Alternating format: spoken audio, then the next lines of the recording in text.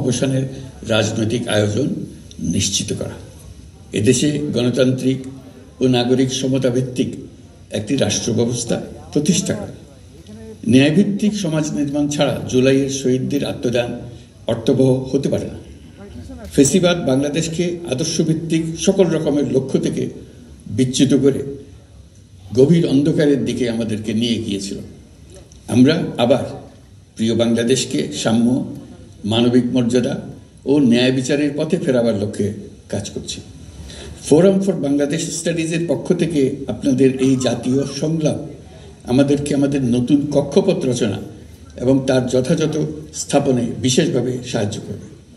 আমি forum for Bangladesh স্টাডিজকে অশেষ ধন্যবাদ জানাচ্ছি এই আয়োজনের জন্য এবং আমাকে আমন্ত্রণ করার জন্য, দুটি কথা বলার সুযোগ দেওয়ার জন্য।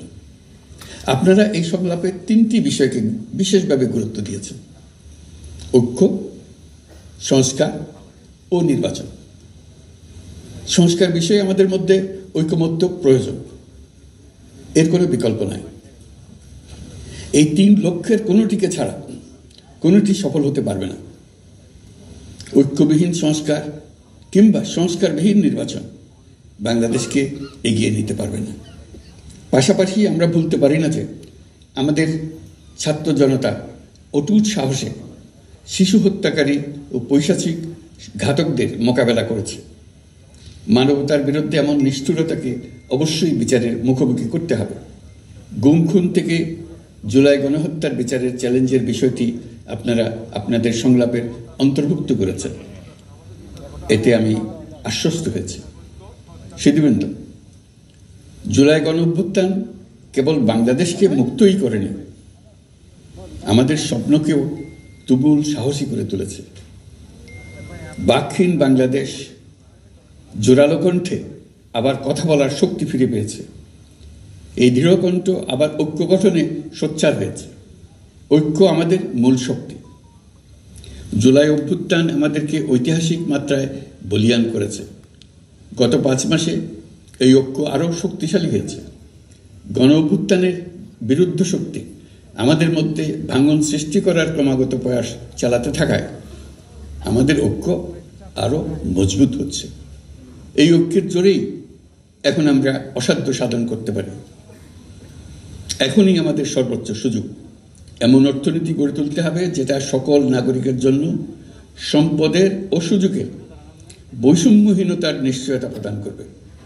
যত নিম্ন আয়ের পরিবারই জন্মগ্রহণ করুক না কেন, প্রতিটি নাগরিকের, তিনি নারী হোক আর পুরুষই হোক, তিনি যেন বিনা বাধায় তো বটেই, বরং রাষ্ট্রের আয়োজনে তার সৃজনশীলতা প্রকাশ করে যে কোনো পর্যায়ে উদ্যোক্তা হতে পারেন, অথবা তিনি যে কোনো ধরনের কর্মজীবন চান তাই বেছে নিতে পারবেন।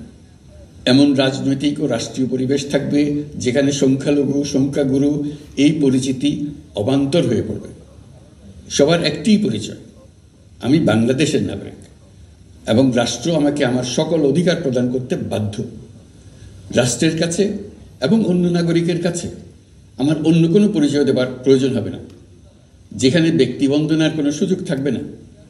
দেশের ভেতরে বা বাইরে প্রভুভৃত্যের কোনো সম্পর্কের সুযোগ থাকবে না। আমরা বাংলাদেশের নাগরিক হবার সুবাদে হব বিশ্ব নাগরিক। দেশের মঙ্গল সাধন করা যেমন হবে আমাদের নাগরিক দায়িত্ব, তেমনি বিশ্বের মঙ্গল সাধন করাও আমাদের কর্তব্য। এই দায়িত্ব আমরা সমানভাবে পালন করব। আমাদের তরুণ তরুণীরা দ্রুত এই 2 দায়িত্ব সমানভাবে পালন করার জন্য প্রস্তুতি নেবে। প্রিয় সহনাগরিক বৃন্দ, স্বাধীনতার পর অর্ধ শতাব্দী অতিক্রম করে আমরা এক ঐতিহাসিক আত্মত্যাগের বিনিময়ে এক অপূর্ব সুযোগের মুহূর্ত সৃষ্টি করেছি। এই সুযোগ যদি আমরা গ্রহণ করতে অনিচ্ছুক হই কিংবা অপারগ হই, তাহলে বাংলাদেশের ভবিষ্যতের কোনো প্রজন্ম আমাদের ক্ষমা করবে না। আজকের সংলাপের মূল লক্ষ্য হল সবার পক্ষ থেকে সর্বোচ্চ কণ্ঠে ঘোষণা দেওয়া যে আমরা এই সুযোগ কিছুতেই হাতছাড়া হতে দেব না। আমরা একতাবদ্ধভাবে এই সুযোগের প্রতিটি মুহূর্ত সর্বোত্তম কাজে লাগাব। সংস্কারের যে মহান দায়িত্ব ঐতিহাসিক কারণে আমাদের কাছে এসে গেছে, এই দায়িত্ব আমাদের প্রত্যেককে, প্রতি নাগরিককে, রাজনৈতিক দলকে প্রতিটি সামাজিক, অর্থনৈতিক, ব্যবসায়িক এবং ধর্মীয় জনগোষ্ঠীর প্রত্যেককে দৃঢ়তার সঙ্গে সংস্কারের মহাযজ্ঞে আনন্দের সঙ্গে ঝাঁপিয়ে পড়তে হবে। আজকে আপনাদের সংলাপে ঘোষণা দিন কে কিভাবে এই মহাগৌরবের দায়িত্ব পালন করবেন। সংস্কার ও নির্বাচনের প্রস্তুতি একই সঙ্গে চলতে থাকবে। নির্বাচনের প্রস্তুতির কাজ মূলত নির্বাচন কমিশনের। নাগরিকদের নির্বাচনের তারিখ না পাওয়া পর্যন্ত এই প্রক্রিয়ায় সময় দিতে হয় না। কিন্তু সংস্কারের কাজে সকল নাগরিককে অংশগ্রহণ করতে হবে।